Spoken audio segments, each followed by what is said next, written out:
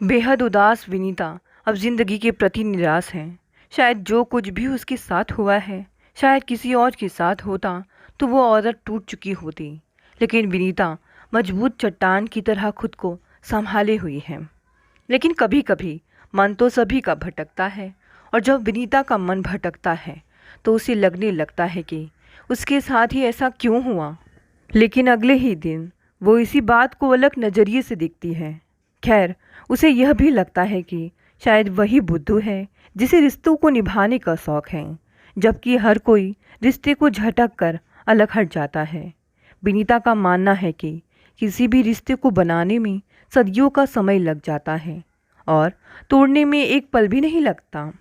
जिस तरह अजीत ने उसके अपने संबंधों को सिरे से नकार दिया है, वह भी क्यों नहीं आपसी संबंधों को झटक कर अलग हट जाती।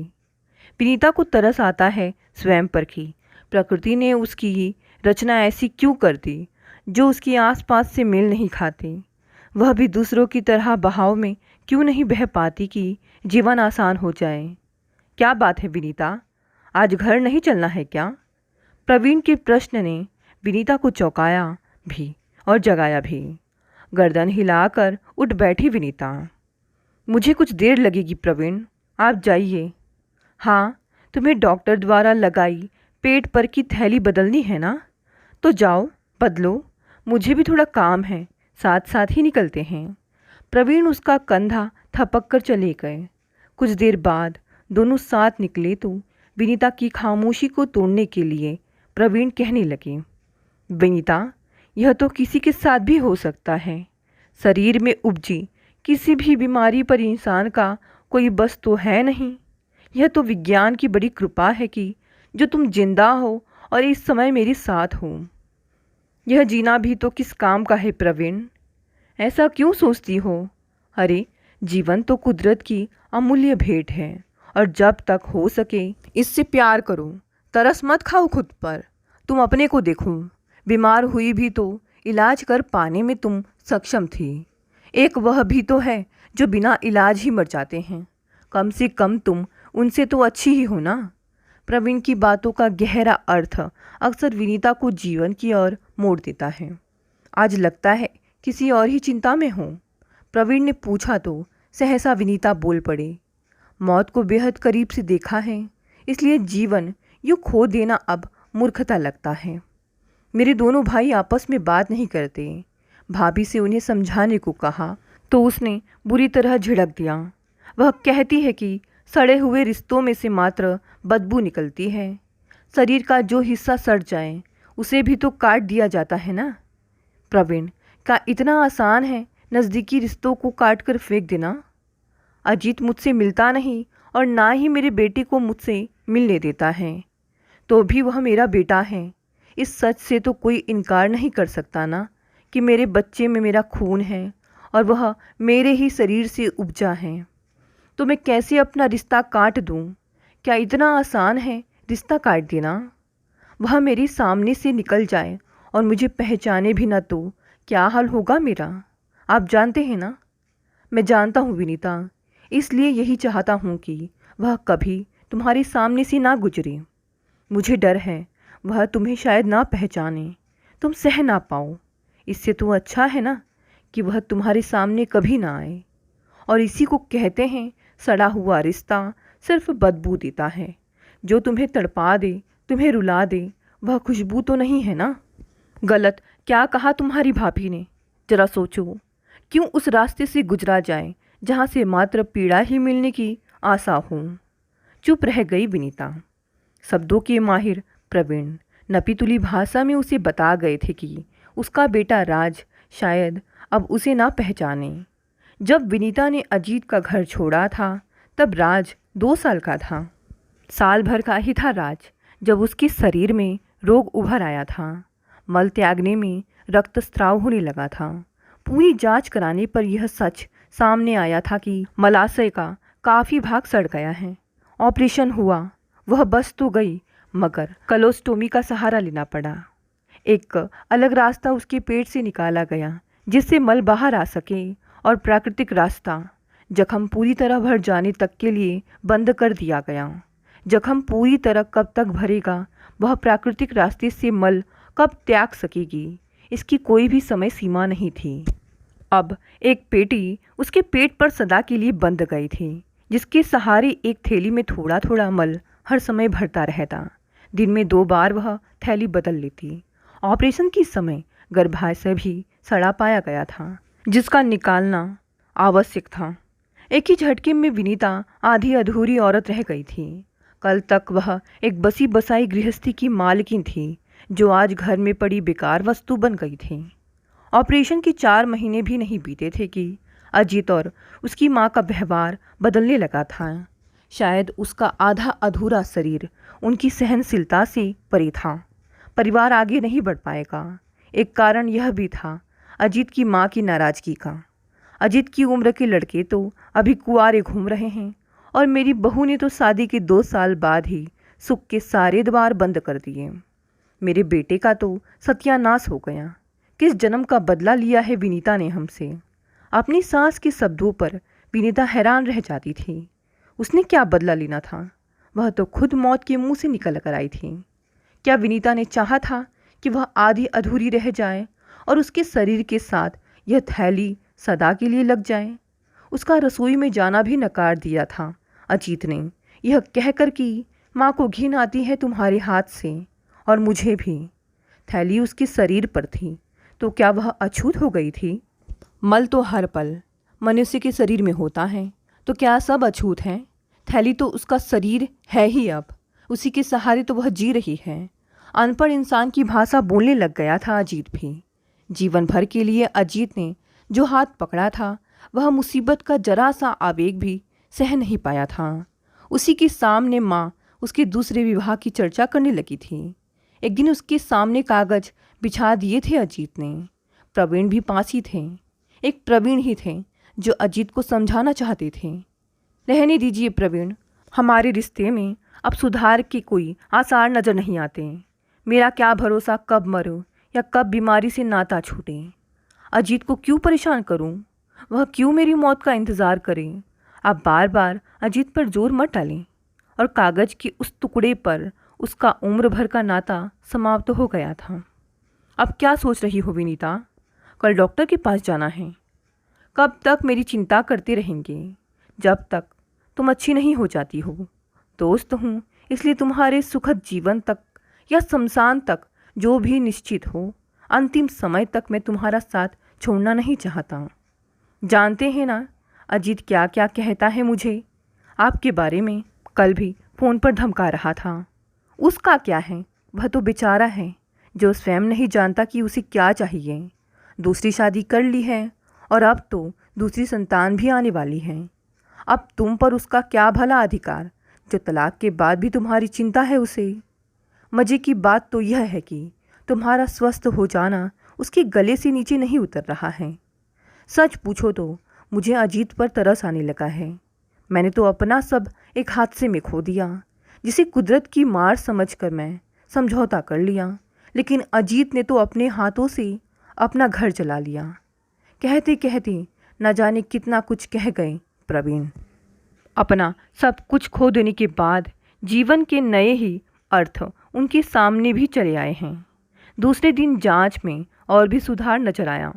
डॉक्टर ने बताया कि इसकी पूरी आशा है कि विनीता का एक और छोटा सा ऑपरेशन कर प्राकृतिक मल द्वार खोल दिया जाए और पेट पर लगी थैली से उसको छुटकारा मिल जाए। डॉक्टर के मुंह से यह सुनकर विनीता की आंखें झिलमिला उठी थी। देखा, मैंने कहा था ना कि एक दिन तुम नाती पोतों के साथ खेलोगी।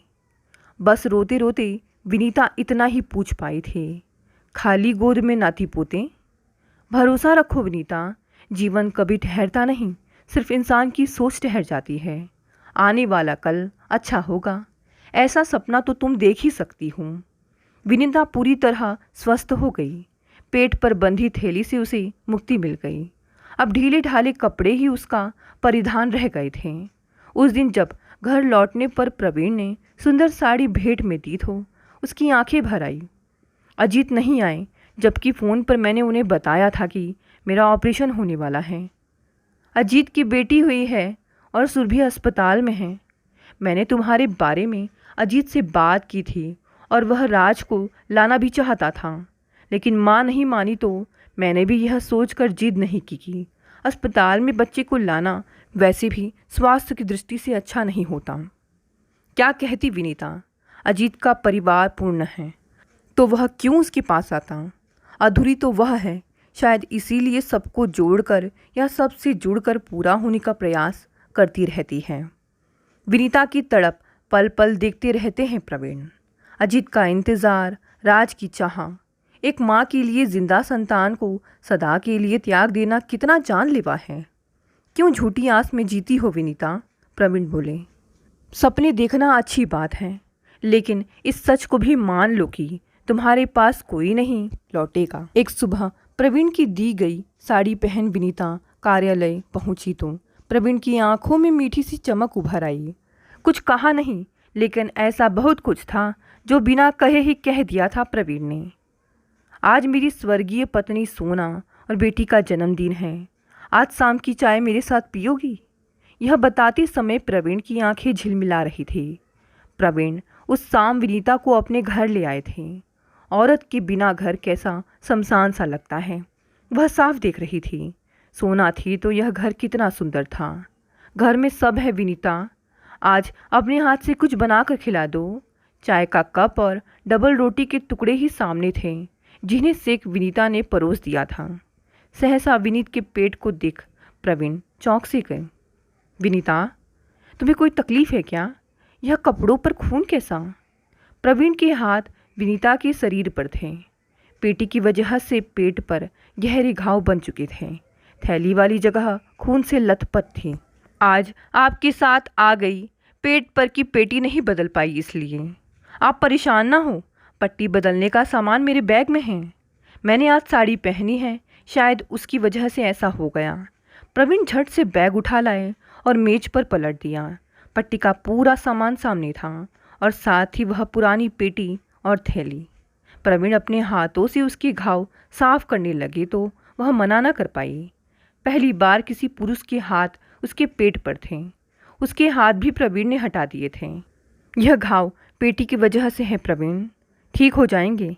आप बेकार अपने हाथ गंदे कर रहे हैं। मरहम पट्टी के बाद प्रवीण ने अलमारी से सोना के कपड़े निकालकर विनीता को दिए।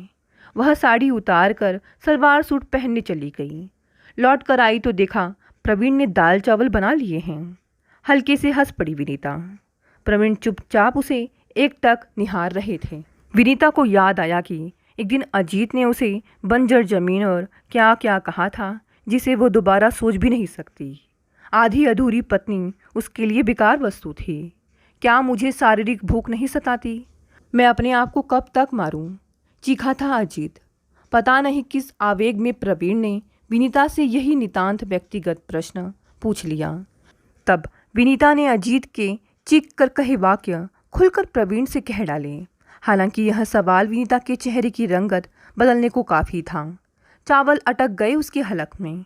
लपक कर प्रवीण ने विनीता को पानी का गिलास थमाया और देर तक उसकी पीठ थपकते रहे। मुझे क्षमा करना विनीता, मैं वास्तव में यह जानना चाहता था कि आखिर अजीत को तुम्हारे साथ रहने में परेशानी क्या थी।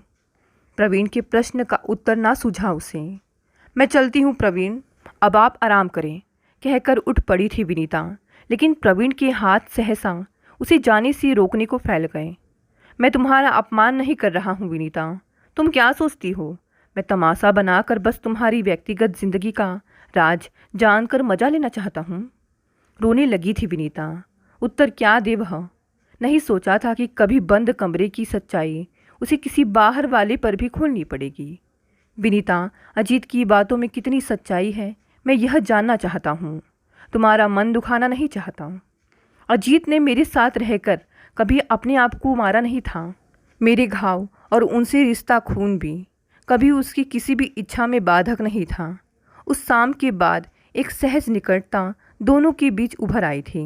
बिना कुछ कहे कुछ अधिकार अपने और कुछ पराये हो गए थे। दिल्ली चलोगी मेरे साथ? बहन के घर शादी है, वहाँ एक प्राचीन संस्थान में एक बार फिर तुम्हारी पूरी जांच हो जाएगी और मन भी बहल जाएगा। मैंने आरक्षण करा लिया है, बस तुम्हें हाँ कहनी है। शादी में मैं क्या करूँगी? वहाँ मैं अपनी सखी को सबसे मिलाना चाहता हूँ। एक तुम ही तो हो जिसके साथ मैं मन की हर बात बांट लेता हूँ। कपड़े बार बार गंदे हो जाते हैं और ठीक से बैठा भी तो नहीं जाता। अपनी बेकार सी सखी को लोगों से मिलाकर अपनी हंसी उड़ाना चाहते हो क्या? उस दिन प्रवीण दिल्ली गए तो एक विचित्र भाव अपने पीछे छोड़ गए। हफ्ते भर की छुट्टी का एहसास देर तक विनीता के मानस पटल पर छाया रहा। बहन उनके लिए एक रिश्ता भी सुझा रही थी। हो सकता है वापस लौटे तो पत्नी साथ हो। कितने अकेले हैं प्रवीण, घर बस जाएगा तो अकेले नहीं रहेंगे। हो सकता है उनकी पत्नी से भी उसकी दोस्ती हो जाए या प्रवीण की दोस्ती भी छूट जाए। 2 दिन बीत चुके थे। विनीता रात में सोने से पहले पेट का घाव साफ करने के लिए सामान निकाल रही थी। सहसा लगा उसके पीछे कोई है। पलट कर देखा तो प्रवीण खड़े मुस्कुरा रहे थे। हैरानी तो हुई, कुछ अजीब सा भी लगा उसे। इतनी रात गए प्रवीण उसके पास। घर की एक चाबी सदा प्रवीण के पास रहती है ना, और वह तो अभी आने वाले भी नहीं थे। फिर एकाएक चले कैसे आए? जी नहीं लगा इसलिए जल्दी चला आया। गाड़ी ही देर से पहुंची और सुबह का इंतज़ार नहीं कर सकता था। मैं पट्टी बदल दूँ? मैं बदल दूंगी, आप जाइए प्रवीण, और घर की चाबी भी लौटा दीजिए। प्रवीण का चेहरा सफ़ेद पड़ गया, शायद अपमान से। यह क्या हो गया है विनीता को? क्या विनीता स्वयं को उनके सामीप्य में असुरक्षित महसूस करने लगी है? क्या उन्हें जानवर समझने लगी है? एक सुबह जबरन प्रवीण ने ही पहल कर ली और रास्ता रोककर बात करनी चाहे। विनीता, क्या हो गया है तुम्हें? भविष्य में आप खुश रहें, उसके लिए हमारी दोस्ती का समाप्त हो जाना ही अच्छा है। सबके लिए खुशी का अर्थ एक जैसा नहीं होता विनीता। मैं निभाने में विश्वास रखता हूँ। तभी दफ्तर में एक फ़ोन आया और लोगों ने चर्चा शुरू कर दी कि बांद्रा शाखा के प्रबंधक अजित शर्मा की पत्नी और दोनों बच्चे एक दुर्घटना में चल बसे। सख्ती में रह गए दोनों। विश्वास नहीं आया प्रवीण को। विनीता के पैरों तले की जमीन ही खिसकने लगी। वह धम से बैठ गई। प्रवीण के पास अजीत की बहन का फ़ोन नंबर था। वहाँ पूछताछ की तो पता चला इस घटना को 2 दिन हो गए हैं। भारी कदमों से विनीता के पास आए प्रवीण, जो दीवार से टेक लगाए चुपचाप बैठी थी। ऑफिस के सहयोगी आगे पीछे घिर आए थे। हाथ बढ़ाकर प्रवीण ने विनीता को पुकारा। बदहवास सी विनीता कभी चारों तरफ देखती और कभी प्रवीण के बड़े हुए हाथों को। उसका बच्चा भी चला गया। एक आस थी कि शायद बड़ा होकर वह अपनी माँ से मिलने आएगा। भावावेश में प्रवीण से लिपट कर विनीता चीख चीख कर रोने लगी। इतने लोगों में एक प्रवीण ही अपने लगे थे उसे। अजीत दिल्ली वापस आ चुका था। पता चला तो दोस्ती का हक अदा करने प्रवीण चले गए उसके यहाँ। पता नहीं हमारे ही साथ ऐसा क्यों हो गया। अजीत ने उनके गले लग रोते हुए कहा। वक्त की नज़ाकत देख प्रवीण चुप ही बने रहें। उठने लगे तो अजीत ने कह दिया, विनीता से कहना कि वापस वह चली आए। मैं उसके पास गया था, फ़ोन भी किया था, लेकिन उसने कोई जवाब नहीं दिया। अजीत रो रो कर प्रवीण को सुना रहा था। उठ पड़े प्रवीण। क्या कहते? जिस इंसान को अपनी पत्नी का रिश्ता घाव कभी नज़र नहीं आया, वह अपने घाव के लिए वही मरहम चाहता है जिसे मात्र बेकार कपड़ा समझ फेंक दिया गया था। विनीता तुम्हारी बात मानती है। तुम कहोगे तो इनकार नहीं करेगी प्रवीण। तुम बात करना उससे। वह मुझसे नाराज़ है, प्रवीण बोले। बात भी नहीं करती मुझसे, और फिर मैं कौन हूँ उसका? देखो अजीत, तुमने अपना परिवार खोया है, इसलिए इस वक्त मैं कुछ कड़वा कहना नहीं चाहता, पर क्षमा करना, मैं तुम्हारी कोई भी मदद नहीं कर सकता। प्रवीण ऑफिस पहुंचे तो पता चला कि विनीता ने तबादला करा लिया। कार्यालय में यह बात आग की तरह फैल गई। विनीता छुट्टी पर थी, इसलिए वही उसका निर्देश लेकर घर पर गए। निर्देश पाकर विनीता ने कोई प्रतिक्रिया नहीं दिखाई। तबीयत कैसी है विनीता? घाव तो भर गया है ना? पता नहीं प्रवीण, क्या भर गया है क्या छूट गया है। धीरे से हाथ पकड़ लिया प्रवीण ने। ठंडी सीला सी लगी उन्हें विनीता, मानो जीवन का कोई भी अंश शेष ना हो। ठंडे हाथ को दोनों हाथों में कसकर बांध लिया प्रवीण ने, और अजीत के बारे में क्या बात करे यही सोचने लगे। मैं क्या करूं प्रवीण, कहाँ जाऊं? अजीत वापस ले जाने आया था। आज भी उस इंसान से प्यार करती हो तो ज़रूर लौट जाओ। हूँ तो आज भी मैं बंजर औरत। आज भी मेरा मूल्य बस वही है ना जो 2 साल पहले अजीत के लिए था। तब मैं राज की माँ थी, अब तो माँ भी नहीं रही। क्या मेरे पास नहीं आ सकती तुम? विनीता की समूल काया को मजबूत बंधन में बांध प्रवीण ने फिर पूछा। पीछे मुड़कर क्यों देखती हो तुम? अब कौन सा धागा तुम्हें खींच रहा है? किस तरह प्रवीण के हाथों को विनीता ने हटाना चाहा तो टोक दिया प्रवीण ने। क्या नए सिरे से जीवन शुरू नहीं कर सकती हो तुम? सोचती होगी तुम कि माँ नहीं बन सकती, और जो माँ बन पाई थी क्या वह काल से बच पाई? संतान का कैसा मोह। मैं भी कभी पिता था, तुम भी कभी माँ थी। अजीत तो 2 बच्चों का पिता था। आज हम तीनों खाली हाथ हैं। प्रवीण, आप समझने की कोशिश करें। बस विनीता, अब कुछ भी समझना शेष नहीं बचा। सस्नेह विनीता का माथा चूम प्रवीण ने पूर्ण आश्वासन की पुष्टि की। देखो विनीता, मैं तुम्हें अपनी पत्नी बनाना चाहता हूँ। क्या तुम्हारा पति बन सकता हूँ? थोड़ी देर रुककर लजाती विनीता ने सहमति में शर्म से नजरें झुका ली। यस, मैं बहुत खुश हूँ। तुम मेरी बच्ची बनना और मैं तुम्हारा बच्चा।